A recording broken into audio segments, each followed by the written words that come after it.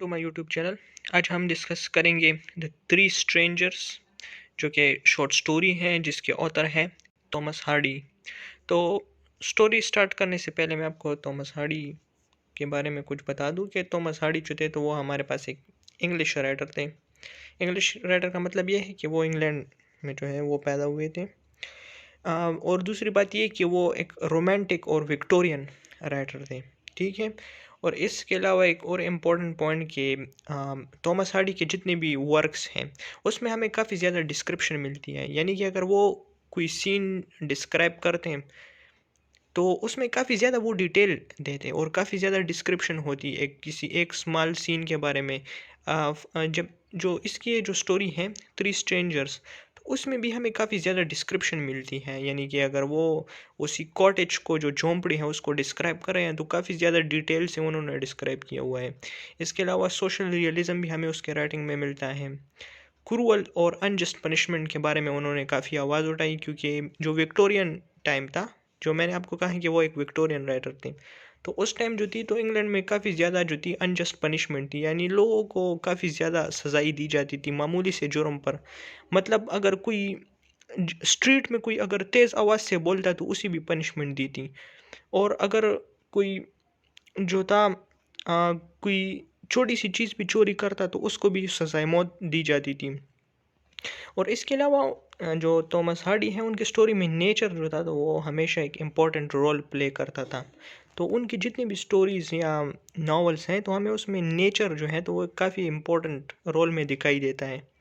ठीक है। इसके अलावा कोइंसिडेंस और चांस जो है, ये चीज़ें भी उनकी स्टोरी में जो है तो एक इम्पोर्टेंट रोल प्ले करती हैं। ठीक है। तो अब हम डिस्कस करेंगे उनकी स्टोरी द थ्री स्ट्रेंजर्स के बारे में। अच्छा, तो स्टोरी जो है तो वो स्टार्ट जब होती है तो उसमें हमें जो है तो ऑथर स्टोरी के सेटिंग के बारे में बताती है कि इसकी सेटिंग क्या है, उन उसकी बैकग्राउंड के बारे में बताते हैं। तो स्टोरी बेसिकली जो सेटिंग है तो वो एग्रीकल्चरल इंग्लैंड है, यानी कि जब इंडस्ट्रियल एज शुरू हुआ तो लोग जो थे तो वो बहुत ज़्यादा लोग जो थे वो गांव से रूरल एरिया से जो थे वो माइग्रेट कर रहे थे अर्बन एरियाज की तरफ। तो इसमें जो स्टोरीज है तो वो रूरल एरिया में है। और एक कॉटेज है, यानी कि एक झोंपड़ी है जिसमें लोग जमा हैं और वहाँ पर एक फंक्शन है। ठीक है, उसको अटेम्प्ट करने के लिए लोग जमा हैं। इसके अलावा जो टाइम हमें ऑथर ने बताया तो वो 1820s के आसपास है, यानी कि 21-22 इस तरह का कोई टाइम है। और ये झोंपड़ी जो है तो ये 5 मील दूर है एक गांव के जो टाउन है। तो टाउन से जो है तो ये झोंपड़ी 5 मील दूर है, यानी कि ये झोंपड़ी काफ़ी ज़्यादा दूर है और काफ़ी ज़्यादा एक अलग जगह में है, यानी कि इसके आसपास इतने कोई घर भी नहीं है, बिल्कुल एक नेचुरल जगह है।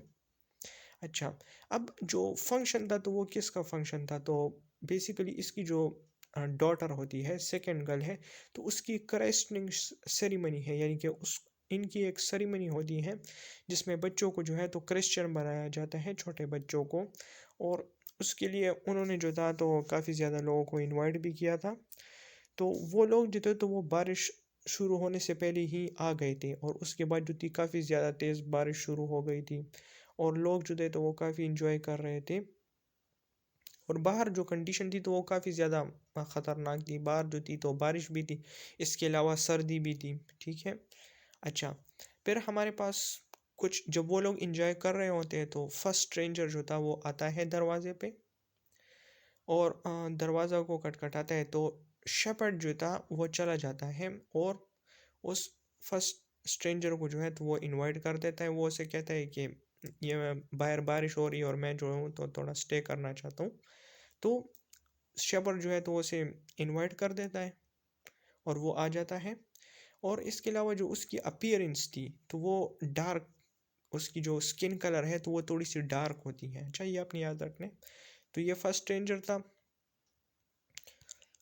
फिर फर्स्ट स्ट्रेंजर जब आ जाता है तो वो एक कॉर्नर में बैठ जाता है और जो है तो वो सिगरेट वगैरह भी वो लोग उसे दे देते हैं। फिर हमारे पास कुछ टाइम बाद जो था वो सेकंड एक दूसरी नॉक होती है दरवाजे पे और सेकंड स्ट्रेंजर जो है तो वो अंदर आ जाता है। शेपर्ड जो है तो वो उसे भी मतलब इनवाइट कर देता है। तो इससे हमें ये भी बताते हैं कि जो ऑथर हमें ये बताने की कोशिश करते हैं कि जो एग्रीकल्चर या रूरल एरियाज़ के जो लोग होते हैं वो काफ़ी वेलकमिंग होते हैं। जो सेकंड स्ट्रेंजर होते हैं तो उसके बाल थोड़े से सफ़ेद होते हैं, यानी कि वो फर्स्ट स्ट्रेंजर से एज में थोड़ा सा ज़्यादा होता है, और उसने एक सूट भी पहना होता है। उसकी अपीयरेंस भी जो है तो वो काफ़ी अच्छी होती है। फिर जो है तो जो दो स्ट्रेंजर हैं वो थोड़ा सा आपस में इंटरेक्शन करते हैं। फिर इसके बाद जो है तो वहाँ पर पार्टी जब स्टार्ट होती है तो लोग सिंगिंग वगैरह करते हैं, वहाँ पे कुछ सिंगर होते हैं। तो ये सेकंड स्ट्रेंजर जो है ये भी एक गाना गाना शुरू कर देता है, और गाने में जो है तो ये बताता है कि वो एक हैंगमैन है। अच्छा, अब हैंगमैन कौन है होता है, ये बेसिकली लोगों को फांसी देता है। और उस टाइम जो है तो पनिशमेंट जो थी वो काफ़ी अनजस्ट थी, तो लोग जो थे वो हैंगमैन से काफ़ी डरते थे, और उसका एक अपना रोब होता था। तो वो ये बताते हैं उस गाने में कि वो जा रहा है एक कैस्टर ब्रिज जेल में, जो है तो एक आदमी को फांसी देने जा रहे हैं। और उस आदमी ने जुर्म क्या किया होता है, उसने जो है तो सिर्फ एक शीप, जो है तो एक शीप यानी कि एक बकरी जो है तो वो चुराई होती है, और उसकी वजह से जो है तो उसे मौत की सज़ा सुनाई जाती है। तो कितनी क्रूअल पनिशमेंट है। तो हमें ऑथर यहाँ पर ये भी हिडन मीनिंग उनका यही है कि जो अनजस्ट पनिशमेंट है उसके बारे में वो बताते हैं। अच्छा, फिर उसके सॉन्ग के दरमियान ही थर्ड स्ट्रेंजर जो है तो वो भी कॉटेज में आ जाता है, और जो है तो एक फेंट नॉक करता है, यानी कि एक स्लो सी जो है तो दरवाजे को आराम से खटखटाता है। तो शepard जो है तो उसे भी जो है तो वेलकम करता है, और वो काफ़ी ज़्यादा उसको सर्दी लगी होती है, और वो जो है तो कांप रहा होता है सर्दी से। और ये जो है तो ये आदमी ये थोड़ा सा कद में जो है तो ये थोड़ा सा शॉर्ट होता है। इसके अलावा इसके कपड़े जो है तो वो डिसेंट होते हैं। वो रूम में इधर उधर देखता है, और जब वो इन स्ट्रेंजर्स को देखता है, ये दो स्ट्रेंजर जो होते हैं, तो बस वो एकदम दरवाज़ा बंद कर देता है और भाग जाता है वहाँ से। तो कमरे में जितने भी लोग होते हैं तो वो भी हैरान हो जाते हैं कि ये किधर चला गया और ये क्यों भागा। फिर क्या होता है कि थोड़ी देर बाद हमें एक बुलेट की आवाज़ सुनाई देती है, गोली चलती है। जब गोली चलती है तो वो फिर जो है तो बातें करनी शुरू हो जाते हैं। फिर वहाँ पर वो जो हैंगमैन है वो कहता है कि मुझे लगता है कि कोई जेल से जो है तो वो भाग गया है। तो फिर उनमें कुछ और लोग भी कंफर्म करते हैं कि यह बात ठीक है, जब कोई जेल से भागते हैं तो इस तरह बुलेट चलाई जाती है। फिर क्या होता है कि वहाँ पर जो हैंगमैन है वो उस कॉटेज में एक जो है तो एक कांस्टेबल भी होता है, तो उसे ऑर्डर देता है कि तुम जाओ और यहाँ पे जो लोग हैं इसको अपने साथ ले जाओ, और इस जो थर्ड स्ट्रेंजर है उसको पकड़ के ले आओ क्योंकि यह मुजरिम है। ठीक है। तो वो सब जो है तो वो सब चले जाते हैं सर्चिंग करने उस कॉटेज में जितने भी लोग होते हैं। और फिर क्या होता है, जो फर्स्ट स्ट्रेंजर और सेकंड स्ट्रेंजर होता है ये भी उनके साथ चले जाते हैं, लेकिन ये दोनों वापस आ जाते हैं। अच्छा, ये दोनों वापस आ जाते हैं और वहाँ पर कुछ खाना भी खा लेते हैं, और फिर ये एक दूसरे को गुड बाय कहते हैं और ये चले जाते हैं, उनको बेच देते हैं और ख़ुद ही वापस आ जाते हैं।